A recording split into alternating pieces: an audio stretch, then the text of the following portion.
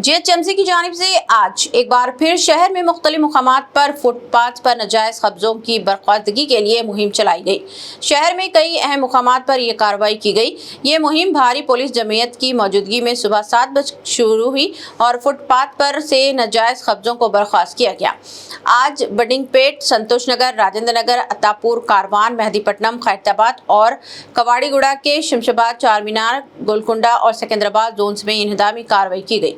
GHMC की जानिब से बुलडोजर की मदद से शहरी हुदूद में फुटपाथ पर की गई तामीरात और कब्जों को बर्खास्त कर दिया गया है। ये कार्रवाई कंदकेल ब्रिज या छतरी नाका जंक्शन, आराम घर इलाके, मेहदीपट्टनम और गुड्डी मलकापुर इलाकों में की गई। इसी तरह सुल्तान बाजार, महेश्वरी थिएटर इलाका और गांधी हॉस्पिटल के करीब भी इंहदामी कार्रवाई अंजाम दी गई। इस कार्रवाई के दौरान फुटपाथ पर तमाम कब्जों को बर्खास्त करते हुए ट्रैफिक के लिए सहूलत फराहम की गई।